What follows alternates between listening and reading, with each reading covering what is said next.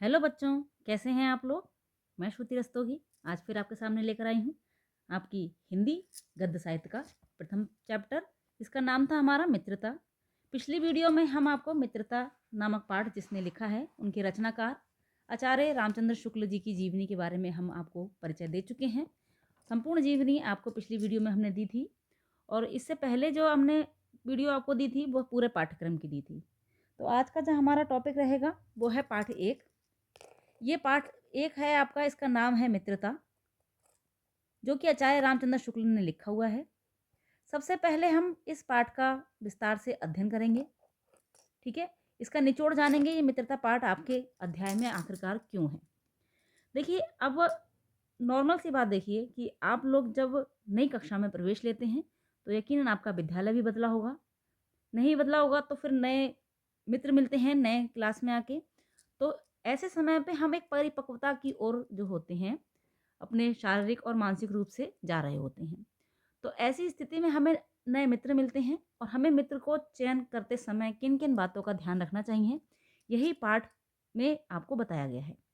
तो ये महत्वपूर्ण पाठ है, इसको समझिए। समझने के बाद आप इसको जो है अपने व्यवहार में भी उतार सकते हैं। मेन मकसद आचार्य रामचंद्र शुक्ल का यही है कि आप इस पाठ को पढ़कर समझें कि हमें किस प्रकार से मित्रता का चयन करना चाहिए। तो सबसे पहले हम देखेंगे पाठ का सारांश।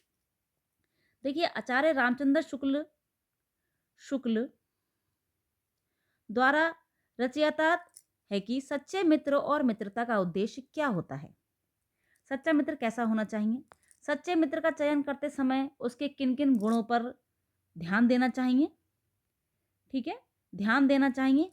और एक सच्चे मित्र के कौन कौन से गुण होते हैं, ठीक है, कौन कौन से गुण होते हैं।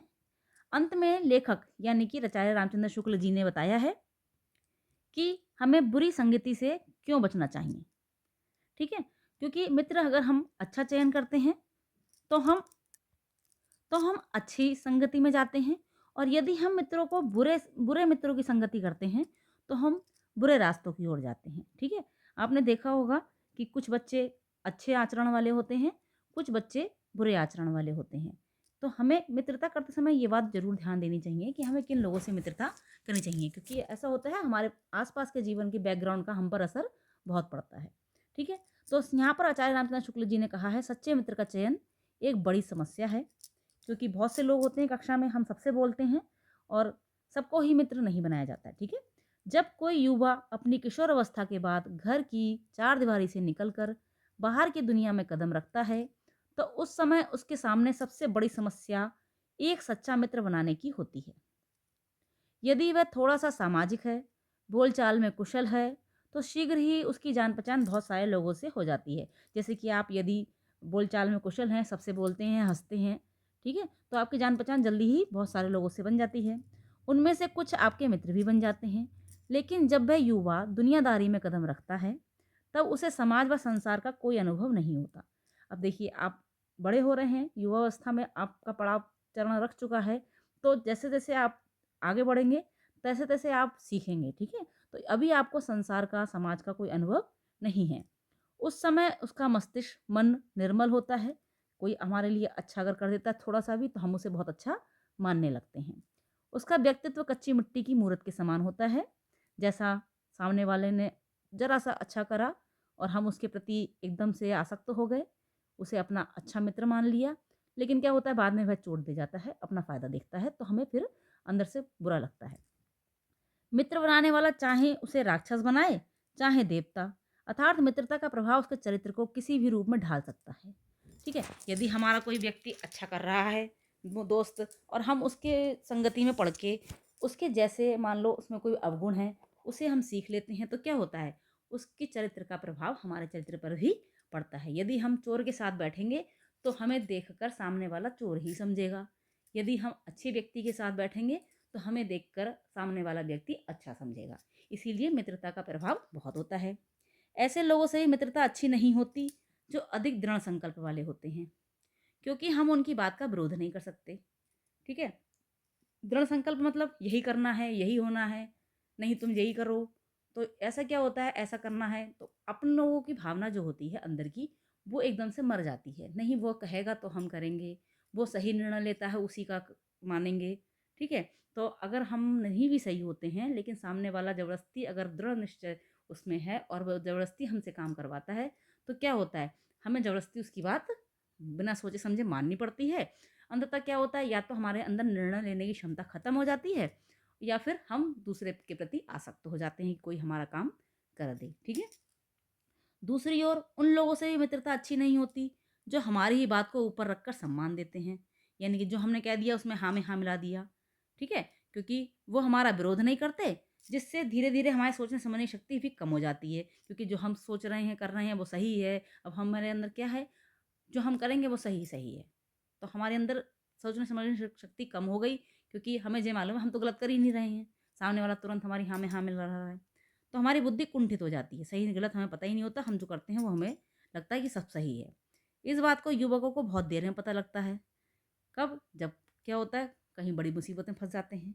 लेकिन बड़ा आश्चर्य इस बात पर भी है कि घोड़े खरीदते समय हम बहुत जांच परख कर लेते हैं, यानी कोई घोड़ा घोड़ा खरीदने वाली बात नहीं कर रहे हैं यहाँ पे।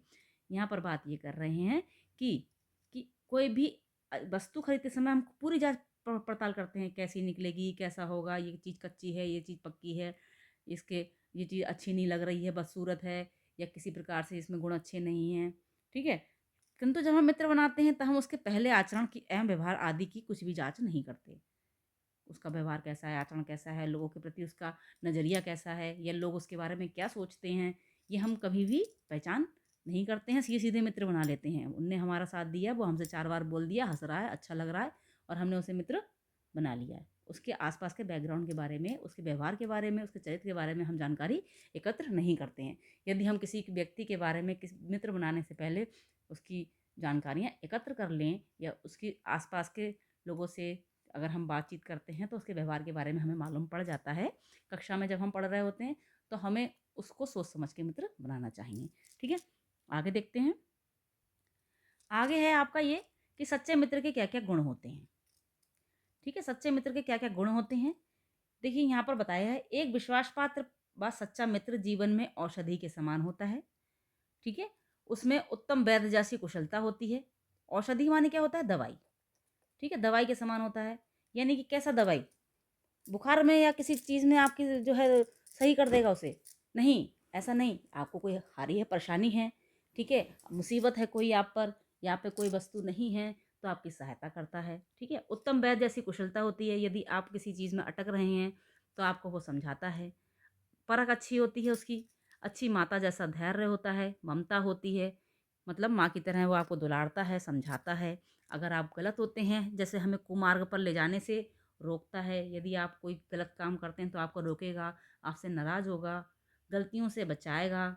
निराश होने पर आशा का संचार करता है। यदि आप किसी कारण से निराश हो जाते हैं, यदि कोई आपको दुविधा होती है, कोई मस्तिष्क में आपके विचार ऐसा आता है जो आपको पढ़ने नहीं दे रहा है या किसी काम को करने नहीं दे रहा है, तब वो आपको हँसाएगा, आपको उस चीज़ से बाहर निकालेगा। ठीक है, तथा सत्य, मर्यादा, कोमलता, शिष्टता व पवित्रता के प्रति हमारे मन में विचार जागृत करवाता है, यानी कि अच्छे अच्छे गुण आपके अंदर भरता है। यदि आप बुरे मार्ग पर जाएंगे तो आपको रोकेगा, टोकेगा, समझाएगा, डांटेगा, लड़ेगा। ठीक है, और यदि ऐसा मित्र नहीं करता है, आपकी हाँ में हाँ मिलाता है, आपके संग कुमार्ग पर चलता है, तो समझ लीजिए वह आपका मित्र नहीं है। छात्रावास में मित्र बनाने के धुन अलग ही होती है। जिन मित्रों के साथ उन्हें उनका वर्तमान आनंदमय तथा भविष्य मनमोहक व सुनहरा प्रतीत होता है, इसके विपरीत एक युवा पुरुष की मित्रता शांत, दृढ़ और गंभीर होती है। अब ध्यान दीजिए यहाँ पर, जब हम छात्रावास यानी कि विद्यालय में होते हैं, तो हमारी मित्रता बनाने की धुन अलग होती है। कैसे मित्र बनाते हैं, जिसमें उनका वर्तमान यानी कि आज का समय आनंदमय हो, हंसें, बोलें, छुलछुलियाँ खेलें।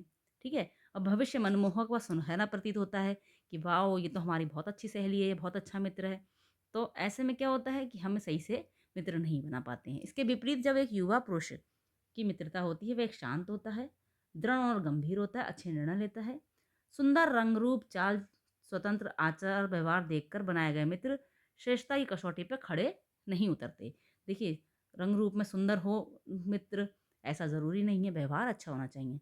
सुंदर सा मित्र बना लिए लेकिन उसका व्यवहार अच्छा नहीं है, चाल चलन अच्छे नहीं है, उसके आचार व्यवहार अच्छे नहीं हैं, तो आप क्या है, सुंदर व्यक्ति के साथ खड़े हुए अच्छे लगेंगे, या सुंदर व्यक्ति जो आचरण का अच्छा नहीं है, उसके प्रति लोग गलत धारणा रखते हैं, तो आपके प्रति कैसी धारणा रखेंगे, बुरी रखेंगे ना, तो ऐसे व्यक्ति का साथ नहीं देना चाहिए जो दिखने में सुंदर हो और आचरण खराब हो, ठीक है? यदि व्यक्ति का मित्र आपका मित्र कुरूप भी है, काला है या सांवला है या किसी प्रकार से वह दबता है, लेकिन उसके आचरण अच्छा है, व्यवहार अच्छा है, तो उसे मित्र बनाने में बिल्कुल भी संकोच नहीं करना चाहिए, क्योंकि सुंदर रंग रूप, चाल स्वतंत्र आचरण व्यवहार देखकर बनाए गए मित्र अच्छे नहीं होते, कसौटी पे नहीं उतरते खरे, ठीक है? अब देखिए दूसरा हेडिंग है यहाँ पर सच्चे मित्र के कर्तव्य। क्या-क्या काम होने होते हैं सच्चे मित्र के। देखिए आप भी किसी के मित्र हैं, तो आपके अंदर भी ये गुण होना चाहिए। अगर आपको लगता है कि हम ये काम नहीं कर रहे हैं अच्छे मित्र वाले, तो समझिए आप भी अच्छे नहीं हैं, है ना? तो सच्चे मित्र के अंदर क्या-क्या कर्तव्य होते हैं, ये अपने अंदर भी उतारिए। देखिए एक सच्चे मित्र का कर्तव्य है कि वह हमारा सही मार्गदर्शन करे, हमें सही राय दे, वह हमारा प्रेम पात्र होना चाहिए, जिसमें एक अच्छे भाई के गुण हों, अच्छी बहन के गुण हों। दोनों मित्रों में सच्ची सहानुभूति होनी चाहिए, जो एक दूसरे के सुख-दुःख को अपना माने, एक के हानि लाभ को दूसरा अपना हानि लाभ समझें, जिनमें अधिक आत्मबल हो, प्रतिष्ठित व शुद्ध हृदय हो, अच्छा सोचें, अच्छा बोलें, अच्छा व्यवहार करें, अच्छे आचरण की ओर ले जाएँ, ठीक है? जो सत्यनिष्ठ व परिश्रमी हों, पढ़ने में लगन हो उनमें, ठीक है? आलसी ना हों, आपको आलस की ओर अग्रसर ना करें कि अरे हो जाएगा कर लेना यार, यहाँ आओ, ये कर लो पहले, ये खेल लें या ये खा लें पहले, अरे कल कर लेना, ये चीज़ें नहीं होनी चाहिए। जिनसे हमें धोखा खाने का डर ना हो, कल को ऐसा ना हो कि आप हमारे उनके चक्कर में अपना कार्य अधूरा रखें और ना तो आप पूरा कर पाएँ, ना वो पूरा कर पाएँ, परीक्षा के समय आपको दिक्कत हो। लेकिन हमें उन जान-पहचान वालों से भी सावधान रहना चाहिए, जिनमें अच्छाइयाँ कम और बुराइयाँ अधिक होती हैं, ठीक है? जान-पहचान वाले। यानी कि नाते रिश्तेदारों से, ठीक है? जो इंद्रिय विषयों में ही लिप्त होते हैं, यानी कि जो काम वासनाओं में या शराबी होते हैं, जुआरी होते हैं या ऐसे लोग हमारे घर में होते हैं, उनसे भी हमें अधिक निकटता नहीं बढ़ानी चाहिए। जिनका मन नीच व कुत्सित विचारों से दूषित हो, ये मित्रता के ऊपर भी है। यदि कोई मित्र हमारा नशा करता है या कोई गलत आदत है उसके अंदर, उससे भी हमें दूर रहना चाहिए, ठीक है? जो दूसरों की बुराई करता हो, उससे दूर रहना चाहिए।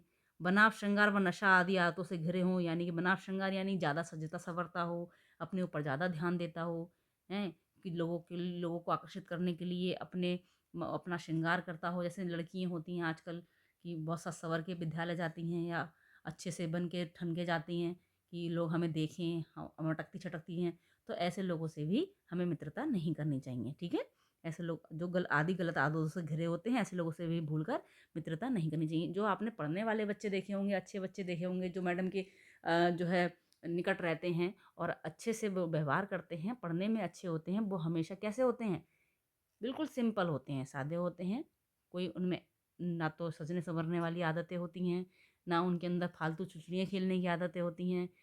किसी भी प्रकार से वो जो होते हैं ना गंदी आदतों में लिप्त भी नहीं होते हैं, ठीक है? अच्छे व्यवहार कुशल होते हैं।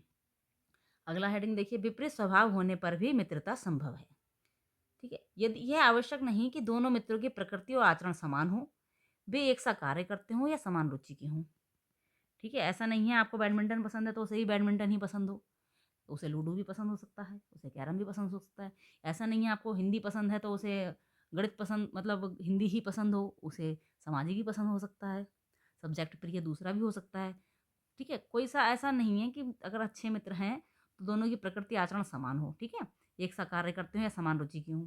भिन्न-भिन्न स्वभाव के लोगों में भी मित्रता व भाईचारा बन सकता है। जैसे श्री राम धीर, गंभीर व शांत स्वभाव के थे, जबकि लक्ष्मण उग्र व उद्धत स्वभाव के थे। फिर भी दोनों भाइयों में अत्यंत घनिष्ठ प्रेम था, ठीक है? ये तो कहने मतलब मुहावरे वाली बात है कि श्री राम जो थे, वो शांत स्वभाव के थे और उनके भाई थे छोटे वाले, वो उग्र स्वभाव के थे कि उन्हें जल्दी ही गुस्सा आ जाता था, लेकिन वो अपने भाई की बात मानते थे, बड़े भाई की राम की, और इसलिए उनकी अच्छे से बनती थी। प्रेम था दोनों में। इसी प्रकार उदार व स्वभावमानी कर्ण और लोभी दुर्योधन के स्वभाव बिल्कुल अलग-अलग थे, फिर भी उनकी मित्रता जग में विदित है, यानी कि पूरा जग जानता है कि दुर्योधन और कर्ण की मित्रता मशहूर है। कुछ लोग यह सोचते हैं कि जो गुण हम में नहीं है, वे हमारे मित्र में होने चाहिए। जैसे गंभीर, चिंतनशील व्यक्ति प्रसन्नचित्त का हो, निर्बल बलवान का हो, धीर उत्साही का साथ ढूँढता है। जो लोग ना कोई बुद्धिमानी की बात करते हैं, ना सहानुभूति दिखाते हैं, ना हमें कर्तव्य का ध्यान दिलाते हैं, ना हमारे सुख-दुःख में शामिल होते हैं, ऐसे लोगों से तो हमें दूर ही रहना चाहिए। यहाँ पर ध्यान दीजिएगा, कहा गया है कि जो लोग ना तो कोई बुद्धिमानी की बात करते हैं, यानी कि आपको कोई अच्छी राय नहीं देते हैं, ना सहानुभूति दिखाते हैं, यदि आप परेशान हैं सहानुभूति नहीं दिखाते छोड़ के चले जाते हैं, ठीक है?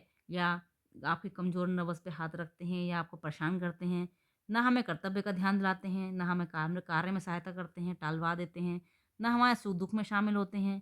हम परेशान हैं तो हम शामिल नहीं होते, दूसरे दुःख के गुट्टों में घुस जाते हैं और हँसते बोलते रहते हैं, उधर ही आपको छोड़ देते हैं। ऐसे लोगों से तो हमें दूर ही रहना चाहिए, उनसे मित्रता हमें नहीं करनी चाहिए, ठीक है? तो अगला आगे देखते हैं हेडिंग, कुसंगति का जीवन के लिए हानिकारक। कुसंगति जीवन के लिए हानिकारक। कुसंगति क्या होता है? कुसंगति। कुसंगति यानी बुरी संगति। बुरी संगति। बुरी संगति होती है कुसंगति। कुसंगति का एक सबसे बड़ा दुर्गुण है, दुर्गुण यानी बुरा गुण। बुरा गुण है कुसंग का ज्वर व्यक्ति की नीति, संवृत्ति, बुद्धि का नाश कर देता है। यानी कि कुसंग यानी बुरी संगति जो होती है, व्यक्ति की अच्छी कुसंग का ज्वर यानी कि बुखार, बुरी संगति का जो बुखार होता है, यदि बुरी संगति हमारे ऊपर चढ़ जाती है, हम बुरे मित्र बना लेते हैं, तो क्या होता है? हमारी अच्छी आदतें, नीति, समृद्धि, व्यवहार हमारा, बुद्धि सबका नाश कर देती है, ठीक है? तो हमें क्या होता है? हमारे अंदर बुरी चीज़ें बसने लगती हैं। यह व्यक्ति को अवनति के गड्ढे में गिराती है। अवनति क्या होता है? यानी कि हमें दिन पर दिन बुरी चीज़ों में गिराती रहती है। घड़ी भर का कुसंग भी व्यक्ति को पतन की तरफ ले जाता है। यदि आप एक बार भी कुसंग के जो है व्यक्ति के संग बैठ जाते हैं और आप उसमें सम्मिलित हो जाते हैं उसके कार्य में, तो आपको जीवन पर्यंत उसका भोगना पड़ता है, ठीक है? जबकि अच्छी संगति से व्यक्ति दिन प्रतिदिन उन्नति करता है, उसका चरित्र उज्ज्वल व निष्कलंक रहता है। अतः हमें बुरे लोगों की संगति से बचना चाहिए। उत्तम सच्चरित यानी अच्छा चरित्र वाले, सच्चे, ईमानदार, विवेकशील लोगों के साथ रहना चाहिए और उन्हीं से हमें मित्रता करनी चाहिए। तो मित्रता का जो है आपने ये चीज़ समझी कि हमें किन लोगों से मित्रता करनी चाहिए, कैसे व्यवहार हमारा मित्र का होना चाहिए, कैसे मित्र के कर्तव्य होते हैं, कौन-कौन से मित्र में गुण होते हैं। तो ये सब चीज़ें मित्र को चयन करते समय हमें ध्यान में रखना चाहिए। तो बच्चों ये तो रहा आपका पाठ का पूरा सारांश मित्रता का, ठीक है? तो बहुत अच्छे से समझ में आया होगा आपको कि हमें किसे मित्र का चयन करना चाहिए, कैसे मित्र होते हैं, ठीक है? तो अब पाठ के सारांश के बाद हम देखेंगे पाठ के गद्यांश को, ठीक है? तो जो नेक्स्ट वीडियो रहेगी हमारी, वो पाठ की जो आपकी पूरा चैप्टर है, ये तो पाठ का सारांश रहा जो हमने शॉर्टकट में आपको बता दिया। अब ठीक है, अगली जो वीडियो होगी वो हमारी गद्यांश की होगी। तो गद्यांश जो होते हैं आपके परीक्षा में आते हैं, तो परीक्षा में 6 नंबर का जो है गद्यांश होता है, इसमें मुश्किल से आपके गद्यांश के साथ में 3 या 4 क्वेश्चंस दिए होते हैं। प्रत्येक क्वेश्चन के अंक निर्धारित होते हैं। इस प्रकार से 5 या 6 नंबर का आपका एक गद्यांश आता है, ठीक है? 2 गद्यांश होते हैं, जिसमें आपको 2 गद्यांशों में से 1 गद्यांश चयन करके करना होता है। 2 या 3 दिए होंगे, उसमें से 1 करना होगा और उससे संबंधित आपको प्रश्न करने होते हैं। तो पाठ के आपने पूरी जो है सारांश को जाना और अच्छी चीज़ों को आपने सम्मिलित किया होगा अपने मस्तिष्क में। तो हम कोशिश करते हैं कि आपके अच्छे से समझ में आया होगा। कमेंट सेक्शन में हमें ज़रूर बताइएगा कि आपको पाठ का सारांश समझ में आया या नहीं आया। यदि कोई भी आपको जो जैसे कोई शब्द आपको नहीं समझ में आ रहा है, जैसे कि अभी मैंने कुसंगति का बता दिया आपको, दुर्गुण का बता दिया। यदि कोई ऐसा वाक्य है, जो शब्द है, जो आपको जिसकी चीज़ें समझ में नहीं आ रही हैं कि ये इसका मतलब क्या होता है, तो आप कमेंट सेक्शन में हमको बोलिएगा, हम आपको उसको जो है समझा देंगे। तो जो नेक्स्ट वीडियो हमारी रहेगी वो गद्यांश पे आधारित रहेगी और गद्यांश का पूरा ही आपका पूरा चैप्टर इसमें आपके गद्यांश के जो है 8 गद्यांश दिए हुए हैं। 8 गद्यांश 9, 10 और 11 गद्यांश दिए हुए हैं। 11 गद्यांश का कंप्लीटली आपको जो है अध्ययन कराया जाएगा। इसके पश्चात पूरा पाठ कंप्लीट होगा। तो हमारे साथ बने रहें। यदि आप चैनल पर पहली बार आए हैं तो चैनल को सब्सक्राइब करना ना भूलें। लाइक कीजिए, शेयर कीजिए अपने फ्रेंड सर्कल में और सपोर्ट कीजिए हमें और हमारे साथ बने रहिए। तब तक मिलते हैं नेक्स्ट वीडियो में अपनी नेक्स्ट जो है गद्यांश के साथ। तब तक के लिए take care and bye bye. Take care, see you.